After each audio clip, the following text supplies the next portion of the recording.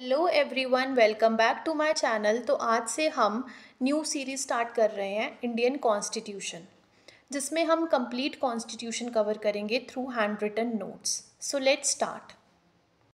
पहले हम पढ़ेंगे about the historical background of Indian constitution कि कॉन्स्टिट्यूशन क्यों बना। The Indian Constitution, adopted on 26 January 1950, is a result of long journey shaped by various phases of colonial rule, freedom struggle and global influences. इसका मतलब ये हुआ कि भारत जो है एक बहुत ही पुरानी सभ्यता है, जिसमें आपने हड़प्पन सिविलाइजेशन के बारे में सुना होगा, वैदिक पीरियड के बारे में सुना होगा। तो वो जो है एक तरह से कानून और संविधान का अस्तित्व था।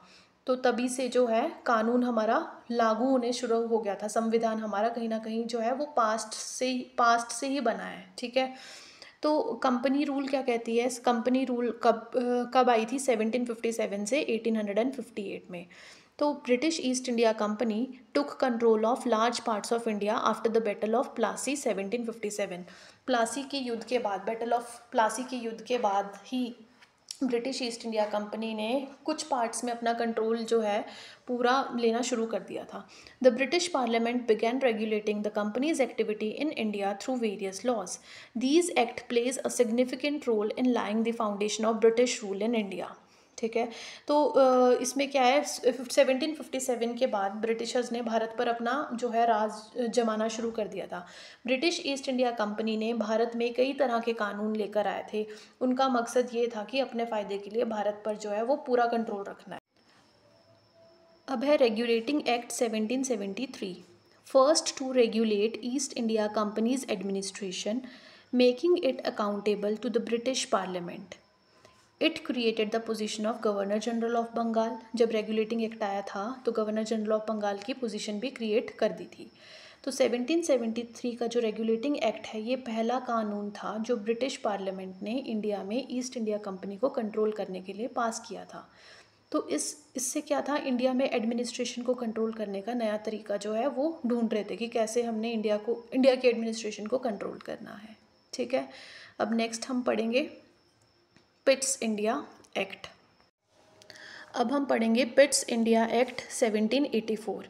It established dual control between the company and the British government with greater oversight from Britain. जो पिट्स है वो ब्रिटेन के पीएम विलियम पिट्स द यंगर के नाम पे था। ठीक है। तो ये एक्ट जो है वो ब्रिटिश पार्लियामेंट ने पास किया था। इसका मकसद था कि ब्रिटिश ईस्ट इंडिया कंपनी पर ज़्यादा कंट्रोल रखना और भारत के एडमिनिस्ट्रेशन को बेहतर बनाना, ये इनका एजेंडा था। ठीक है। इससे पहले जब 1773 जो हमने प्रीवियसली पढ़ा है अभी रेगुलेटिंग एक्ट जब पास किया गया था, पर वो इतना ज़्यादा सक्सेसफुल नहीं था। तो ईस्ट इंडिया कंपनी में क्या हो गया था, ईस्ट इंडिया कंपनी के लोग क्या कर रहे थे, भारत में करप्शन फैला रहे थे और गवर्नेंस भी अच्छी नहीं थी। तो ये जो चीज़ है वो ब्रिटिश पार्लियामेंट को बिल्कुल भी पसंद नहीं आ रही थी। तो इसलिए जो है पिट्स इंडिया एक्ट लाया गया। इसमें जो है ड्यूअल कंट्रोल लेकर आया गया company and the British government का। तो जो कंपनी का कोर्ट ऑफ डायरेक्टर्स था, वो क्या करते थे, डे टू डे बिजनेस और ट्रेड को देखते थे। और जो ब्रिटिश गवर्नमेंट है, ब्रिटिश सरकार का बोर्ड था, वो क्या कंट्रोल करता था, जो कंपनी के पॉलिटिकल डिसीजंस हैं और गवर्नेंस पर नज़र रखता था। तो ये है पिट्स इंडिया एक्ट 1784। अब नेक्स्ट है चार्टर एक्ट 1833 से 1853। तो सबसे पहले हम पढ़ेंगे 1833। Centralised administration and made the governor general of Bengal the governor general of India. Governor general of Bengal को governor general of India promote कर दिया गया था। जब चार्टर एक्ट पास किसने किया था? ब्रिटिश पार्लियामेंट ने। तो ये एक्ट जो है वो बेसिकली ये डिसाइड करता है कि कंपनी का जो रोल है वो भारत में क्या होगा और कैसे गवर्नेंस चलेगी।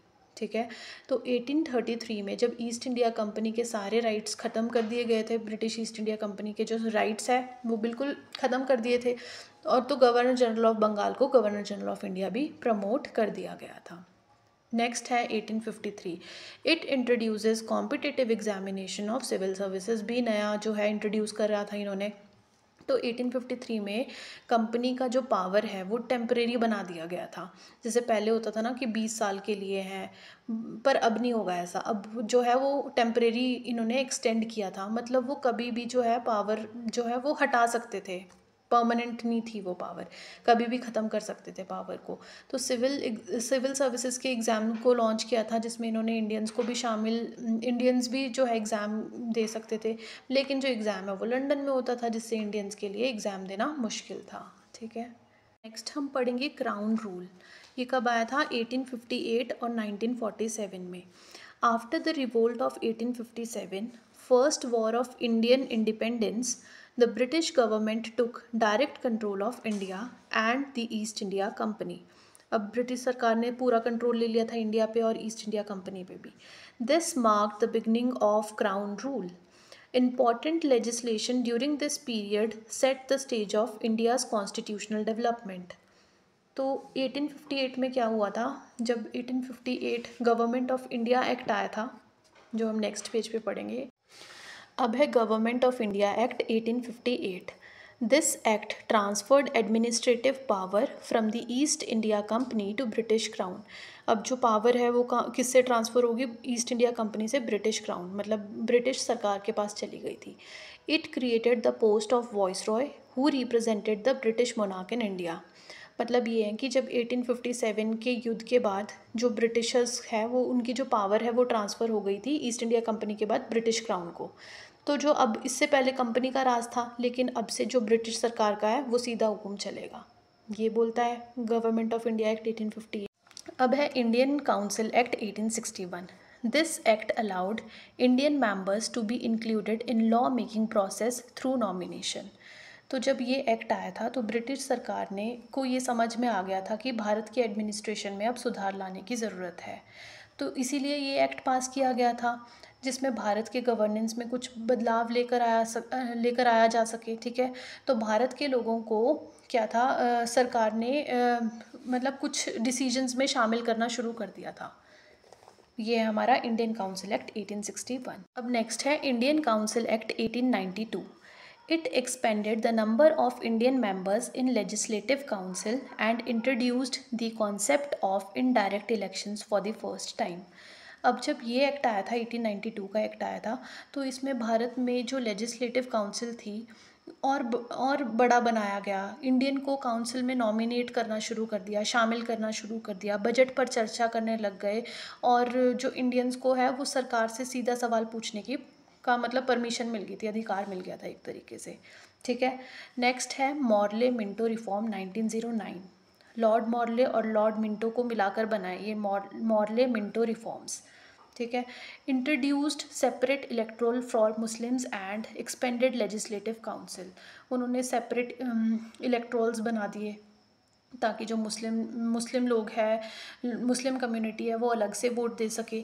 It was the first time Indians were allowed to participate in the law making. तो इसमें क्या हुआ था, 1909 में जब ये एक्ट आया था, तो इस एक्ट के ज़रिए पहली बार जो है इंडियंस को लेजिस्लेटिव काउंसिल में जगह दी गई थी। ठीक है, लेकिन ब्रिटिशर्स का कंट्रोल फिर भी था, मतलब ख़त्म नहीं हुआ था। हालांकि जो पावर्स है अभी भी ब्रिटिश ऑफिशियल्स के हाथ में ही थी, लेकिन जो इंडियंस है वो फिर भी कहीं ना कहीं पॉलिटिकल पार्टिसिपेशन धीरे धीरे मतलब उसमें बढ़ने लगे थे, कुछ बदलाव जो है आना शुरू हो गया था। ठीक है, इतना क्लियर है। अब नेक्स्ट है Montagu Chelmsford reform 1919 government of India act है ये भी। ठीक है, इसमें क्या हुआ था, introduced dyarchy in provisions where Indian ministers were responsible for certain subjects like education and health. ठीक है, while British officials control defence and finances. British officials क्या कंट्रोल करते थे, डिफेंस और फाइनेंसेस को। It also introduced a bicameral legislature. क्या हुआ था इसमें, जब 20th सेंचुरी का दौर शुरू हो गया था तो इंडियन फ्रीडम फाइटर्स ने ब्रिटिश रूल के खिलाफ आंदोलन शुरू कर दिया था, जिसमें हमारे गांधी जी थे, नेताजी थे, भगत सिंह थे। तो ये जो नेता आए थे, उन्होंने भारत की आज़ादी दिलाने के लिए एक लंबी लड़ाई लड़नी शुरू कर दी थी यहाँ से। ठीक है, तो 1919 गवर्नमेंट ऑफ इंडिया एक्ट क्या कहता है, इस एक्ट में कुछ रिफॉर्म्स लेकर आए गए ब्रिटिशर्स द्वारा, लेकिन अभी भी पूरी तरीके से ब्रिटिशर्स के पास ही थी पावर, लेकिन इंडियंस को थोड़ा थोड़ा मतलब अधिकार जो है वो मिलना शुरू हो गया था राजनीतिक कार्यों में। क्लियर है। अब नेक्स्ट है government of India act 1935। This was the most important act before independence. It introduced provisional autonomy, a federal structure, and a direct election. 1935 में क्या हुआ था, फेडरल सिस्टम ऑफ गवर्नमेंट का प्रस्ताव दिया गया था, जिसमें डायरेक्ट इलेक्शंस होना शुरू हो गए थे। It also laid the ground work for the future constitution of India. इस एक्ट में भारत के फ्यूचर संविधान का ढांचा जो है वो तैयार होना शुरू हो गया था। तो आज के लिए बस इतना ही। कल हम development of constitutional features before 1947 पढ़ेंगे। ठीक है।